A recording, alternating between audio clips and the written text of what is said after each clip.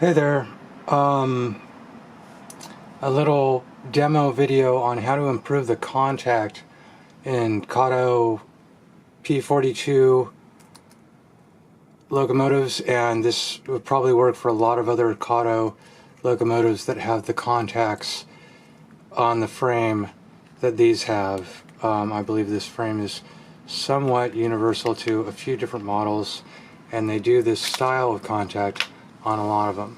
So here's one I haven't done the mod on yet, and you can see it's got a Digitrax sound decoder in it, and my issue is the contact between the little pillars.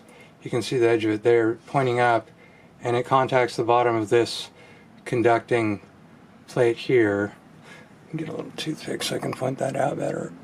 Okay, so conducting plate, pillar, needs to have the pillar touching the bottom of that, and you can see it's got a little plastic tab here that holds this down, but it doesn't hold it down far enough. I want it to be farther, so I'm going to have to do some things here. I'm going to have to remove the tape that I've put on here to protect all the conductive stuff from things like the bottom of this magnet that's conductive, or the speaker that has a magnet in it, that I wonder about that being in such close proximity to the sound decoder, and if there's any kind of problem with the magnetic field from it. As it's making sounds, it's making magnetic fields that are then have the potential to screw with the decoder, which is not good.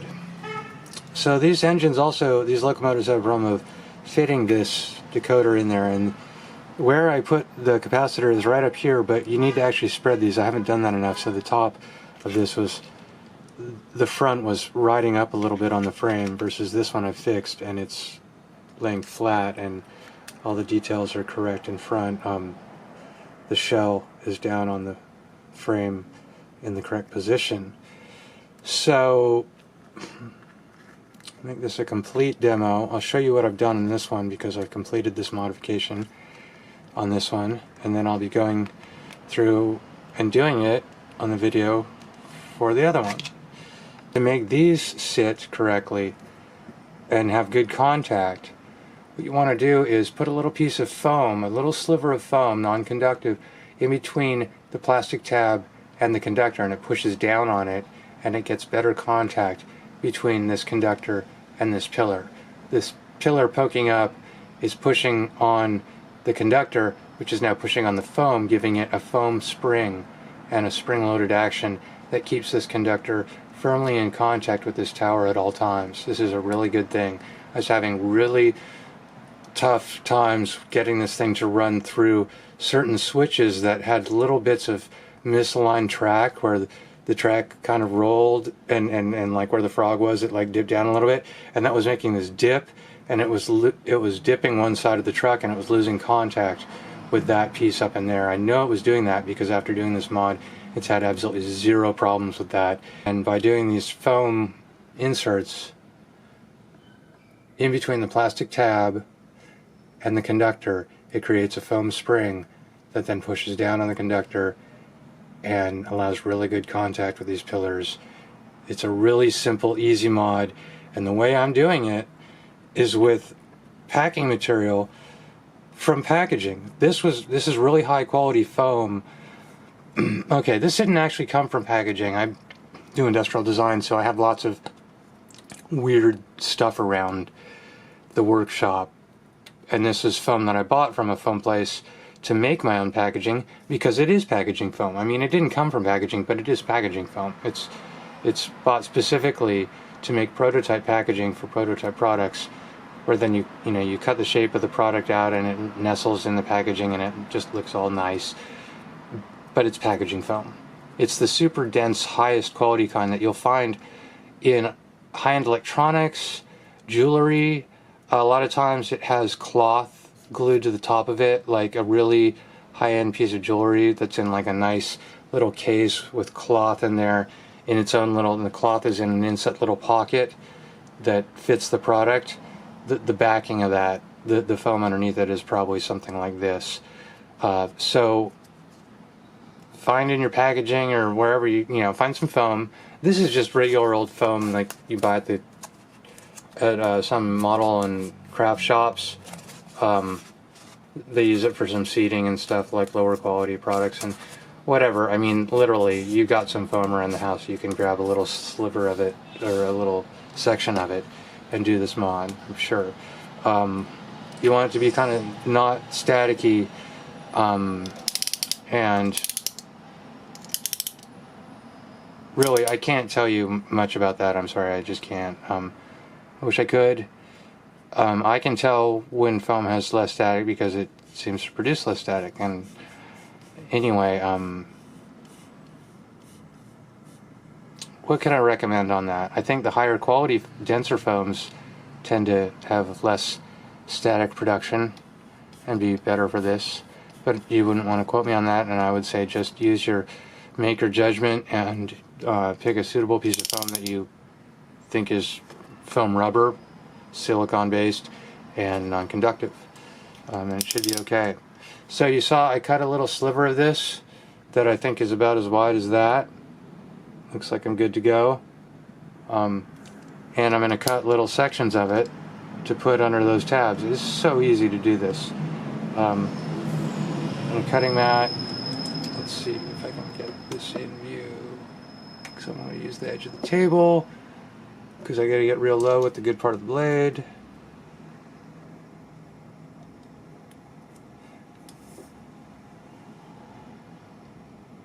Use the back of your nail to guide it to the right thickness. Cut it right off. I'm just going to do one at a time, show you how to install them.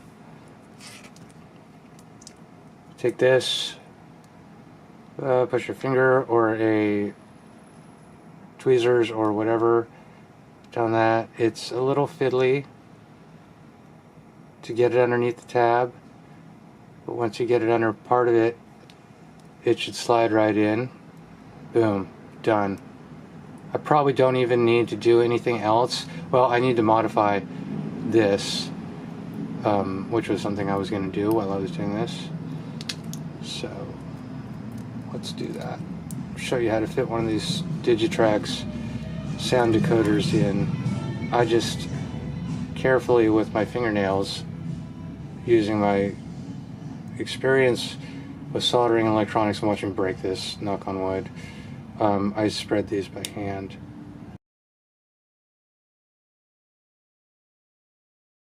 Okay, so that looks pretty good, but the light is slightly over to this side.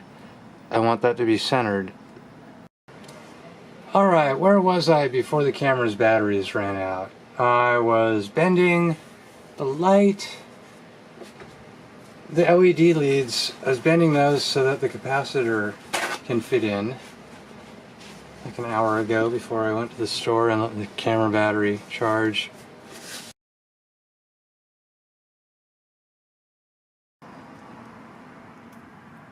Okay, leave that preloaded on there. Take our little bitty bit of foam that we've cut,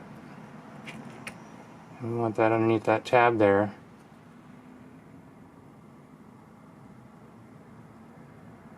Kind of cut it at an angle so put the thick side in and the thin side out so it's not wedging itself out, rather wedged in there.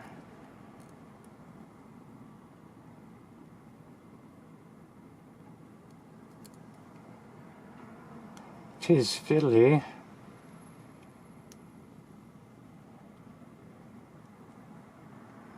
Just got to get a little bit of it underneath that plastic tab, and the rest will go in, and the camera being right in the way don't help, but I want everybody to be able to see this. There we go. Got it underneath there.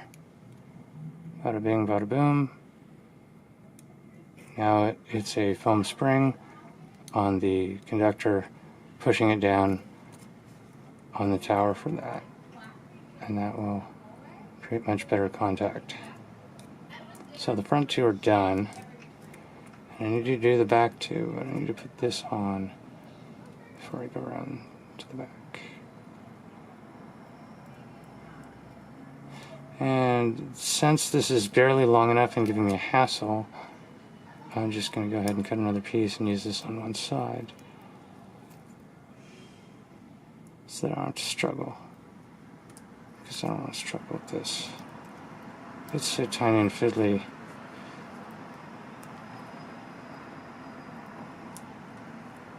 That, where I can make it easier on myself, I'd just better do that.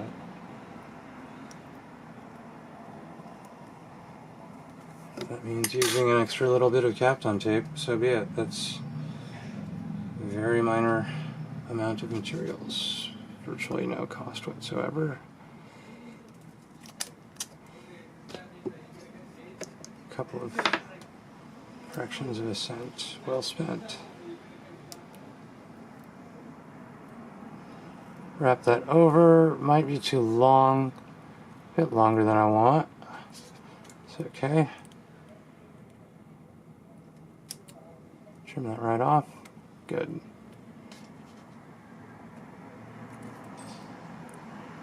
Something disappeared into the ether. A little snip of Kapton tape I took off there. Because... there it is. Stuck to my finger, which... that's useful. I'll probably end up using that. Now, oh yeah. I'll just probably end up using that. Do this just like I did the other ones, super secure. You guys can choose whether or not you want to do this next step, but I did it because I just was like, well, why not? It's just an extra little bit of effort that may or may not pay off, but I put a little piece of Kapton tape over the top of that, and that secures the foam to the tab. And made a bit of a hash of that. Put it too far outward.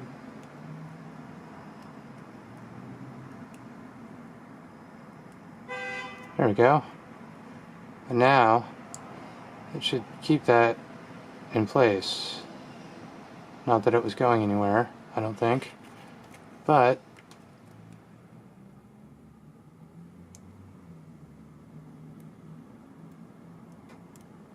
just in case it did have an idea of, you know, going somewhere. Now it's not. This Kapton tape is pretty sticky. These things slide around. Should we just notice that? And if you're having any contact issues, you might want to make sure that it's fully forward as well, because it's actually supposed to be, wow, it's supposed to be all the way up there, and that has a big difference on how much pressure is on those little tips, even without the foam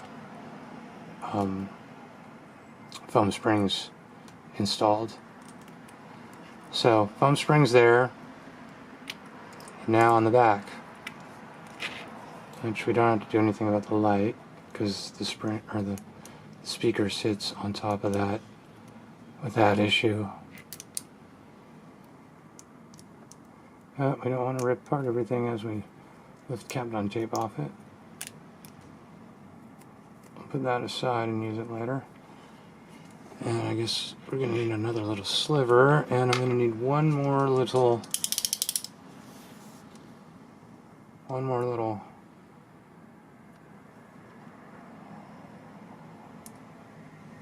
section.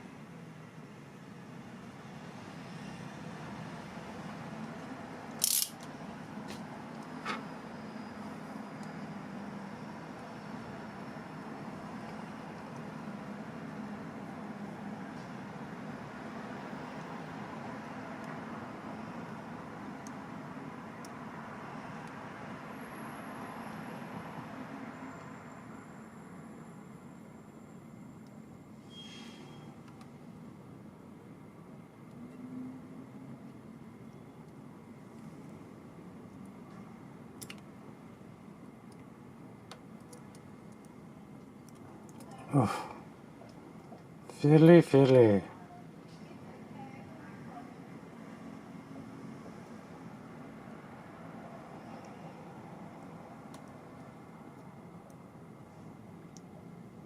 There we go. Underneath there. Make sure those are fully forward. They are. They're supposed to be this way. That gap sealed. And the one on the back side. It seems to be easier to do from this angle from the back. You pull it in. It's easier to see what you're doing if you have it as such. These ones, man, they are so locked in there. Still gonna use a little bit of Kapton tape, just cause I don't want to mess with them anymore. I want them to be done deal.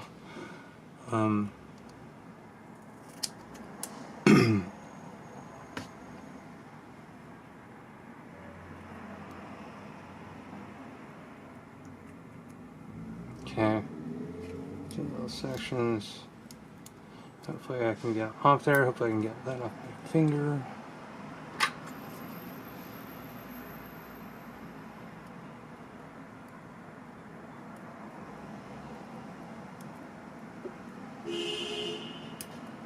Ah, you stupid tape.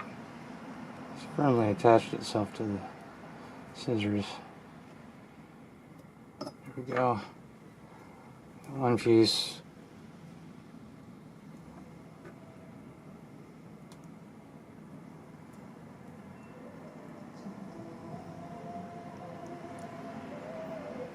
I kind of do it by feel since I can't even see what I'm doing.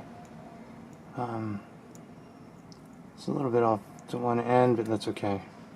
Because it's Kapton tape and it's totally non-conductive, and it's what they use in many industries, computers, electronics, phones, whatever. You find it inside all kinds of products like this. It's the professional, legitimate solution, this gold-colored, non-conductive tape. There we go. Those are held in place. Got my active springs on my contacts, and it doesn't feel like there's any play at all. So they're firmly down against the conductive pillars coming up from the trucks, but the foam gives it some give.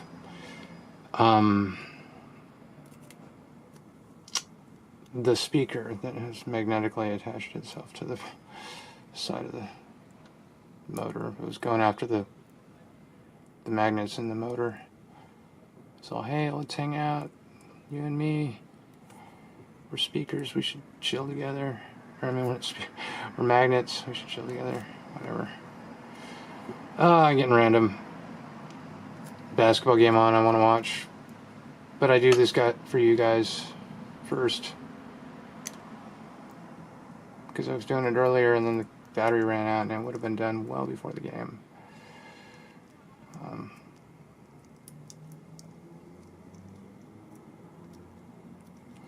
Right, all these bits of Kapton tape are fine, they're not hanging below the body shell. I can't even remember if this was 161 or 47. I'm going to find out when I put them on the track and bring up the oh man, I think I'll put this guy right on the track and see what number he is. Yep, that's 161, because 161 moves when I do. So there you go. That is the upgrade for better conductivity on these Kato P42s in similar frames, because this really it has to do with the frame, not the shell. It's that those tabs needing a little positive contact and getting that pressure, that consistent pressure from the foam spring that you make from some sort of foam that you have laying about. All right, happy modeling, everybody. Happy railroading. Happy weekend.